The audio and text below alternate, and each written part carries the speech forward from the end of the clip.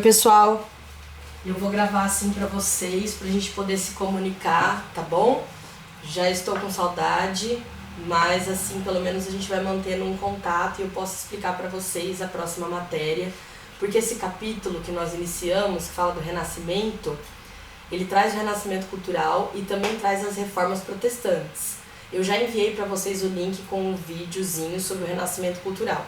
Nós ainda estamos fazendo algumas atividades também na sala virtual, mas é importante eu trazer para vocês o que foram essas reformas protestantes. No livro de vocês vai estar escrito Igreja em Xeque. O que significa isso? Que a Igreja Católica começa a ser questionada, contestada, tá? O próprio valor do Renascimento, que traz lá o humanismo, que era o conjunto de todas aquelas ideias como o antropocentrismo, que é o homem no centro do universo, vai facilitar a crítica à Igreja Católica durante o século XVI. Nós temos como reformadores principais Martinho Lutero, João Calvino e Henrique VIII, que são os três que nós vamos trabalhar. Porém, a Igreja Católica já vinha sendo criticada. Inclusive tem um livro do Erasmo de Roterdã, que faz parte do Renascimento, né, que traz no Elogio da Loucura uma crítica muito clara ao clero católico, tá? Bom, vamos entender então em que contexto surge o Martinho Lutero. Martinho Lutero era um monge agostiniano, era membro do clero, portanto ele fazia parte da igreja, e ele vai começar a ficar extremamente incomodado com algumas atitudes desse clero, porque tinham um discurso, falavam uma coisa, mas agiam de forma completamente contrária àquilo que eles pregavam. Por exemplo, eles eram contra e condenavam o lucro, que a gente chama também de usura. Porém, a Igreja Católica cobrava o dízimo de seus fiéis. Então, ela também buscava arrecadação de dinheiro, lucro, condenava para os outros, o que incomodava também a burguesia, a nobreza, a gente vai ver, interessadas em confiscar as terras dessa igreja. A Igreja Católica, além do dízimo, vendia as chamadas indulgências, que seriam o suposto perdão dos pecados. O que seria isso? Como se fosse uma passagem para o céu. As pessoas pagavam para que os seus parentes pudessem ser libertados do fogo do inferno. E as pessoas não conseguiam questionar, porque nem todo mundo tinha acesso à educação. Então eles acreditavam naquilo que a igreja pregava. A igreja vendia as famosas relíquias sagradas, lascas de madeira como se fossem da cruz de Jesus, pedaços de espinho como se fossem da coroa de Jesus, até pedaços de pano sujo como se fossem do santo sudário, que era o pano que cobriu o corpo de Jesus quando ele foi morto, né, e enterrado. Então todas essas atitudes chocavam muitas pessoas. E Martinho Lutero, que fazia parte desse clero, ficou absurdamente incomodado, principalmente quando ele foi numa viagem a Roma e viu toda aquela movimentação. Inclusive eu vou pedir para vocês assistirem, depois eu vou mandar um link, porque tem o filme de Lutero muito bem feito, e eu vou mandar esse link para vocês poderem assistir, a gente faz umas questõezinhas depois naquela sala virtual, tá? E quando ele vai nessa viagem de Roma, é que ele tem a certeza de que alguma coisa está muito errada, e na cabeça do Lutero, o Papa, na época, Leão X, não sabia do que estava acontecendo. Então ele quis informar o Papa, e inclusive ele coloca todas as críticas da igreja, ele coloca num documento que foi conhecido como 95 Teses, coloca na catedral de Wittenberg, na Alemanha, que era onde ele vivia, na época chamado de Sacro Império Romano Germânico, tá? Mas é a atual Alemanha. Ainda não havia se unificado, é por isso que fala Sacro Império Romano Germânico naquele momento. Mas Lutero coloca essas 95 teses, e naquela época, graças ao Renascimento cultural e à criação da primeira prensa, que fazia cópias, porque até então a gente tinha os monges copistas, que faziam as cópias dos textos todos à mão. A partir de agora, a gente tem como copiar numa prensa, né? Foi o primeiro tipo de imprensa criado por Gutenberg, né? Ainda ali no início do Renascimento. Porém, quando Lutero coloca essas 95 teses na Catedral de Wittenberg, outras pessoas que compartilhavam das suas ideias e criticavam, não concordavam com a Igreja Católica, vão também começar a distribuir essas ideias. Inclusive, Lutero criticava o fato das missas serem rezadas em latim, que era uma linguagem que só a elite tinha acesso, especialmente o clero. E a população então ia às missas sem entender absolutamente nada. Uma outra crítica ferrenha que Lutero faz à Igreja Católica é ao celibato, porque ele diz que isso não era uma forma, a gente não precisaria ter esse tipo de atitude para se comunicar com Deus.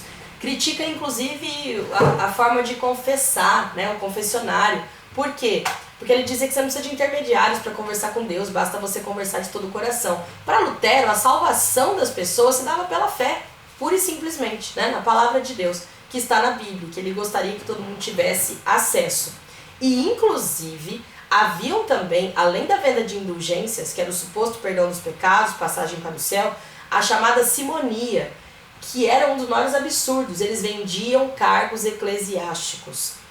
Tudo isso, então, vai gerar essa reforma, né, esse projeto de reforma. A ideia era realmente reformar. Quando você reforma uma casa, você não precisa derrubá-la. Você quer fazer reparos. Era a ideia de Lutero. Só que ele também acabou sendo mal interpretado e a própria Igreja Católica interpretou como se ela estivesse sendo, né, totalmente atacada, ela tivesse que se modificar e não era o desejo. Quando ele acreditou que o Papa Leão X não sabia do que estava acontecendo, ele estava profundamente enganado.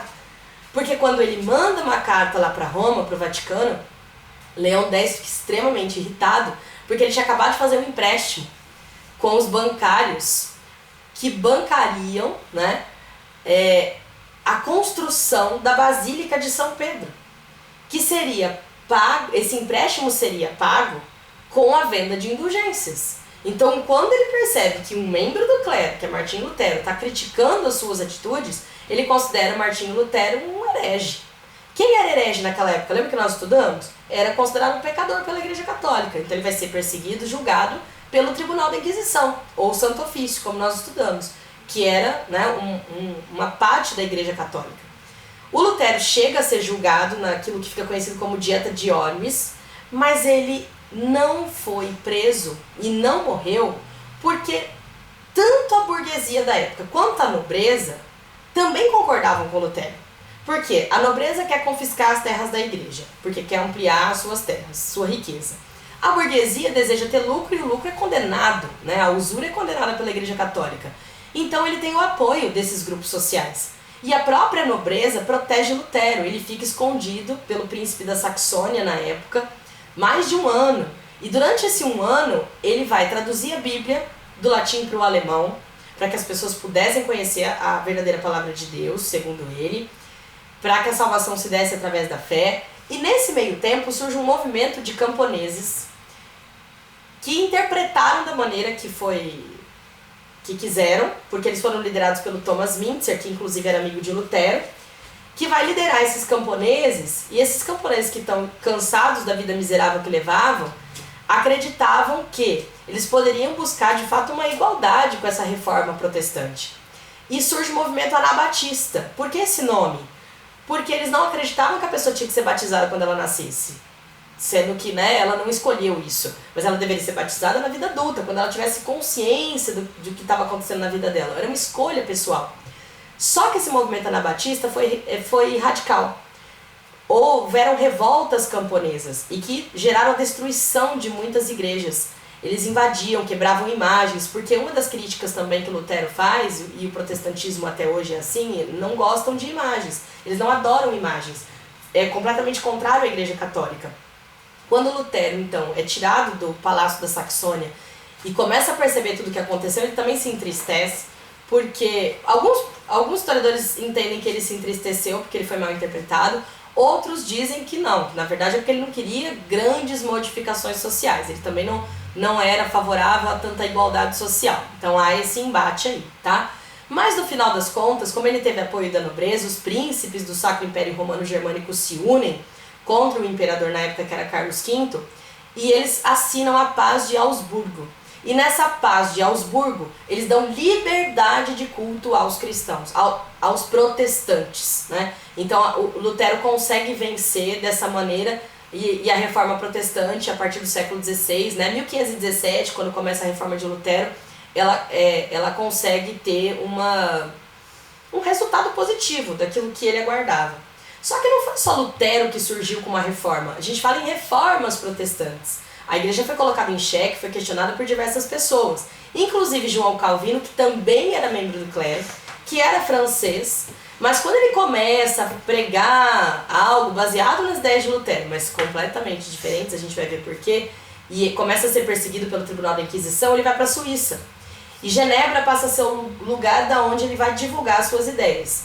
Só que João Calvino, diferente de Lutero, que acredita que a salvação se dá pela fé, acredita em predestinação, que as pessoas estão predestinadas a serem salvas ou não. E que sinais dessa predestinação estariam no trabalho, no sucesso com o trabalho, no dinheiro, na riqueza que eles conseguissem acumular através do trabalho. Então estimulava-se não gastar com luxo, mas guardar todo o dinheiro que você pudesse, que fosse resultado do seu trabalho. Isso agrada profundamente a burguesia e acaba sendo utilizado como uma justificativa, porque assim eles podem buscar o lucro sem serem condenados. Então, o calvinismo que surge a partir do João Calvino é extremamente benéfico e bem-vindo para a burguesia daquela época.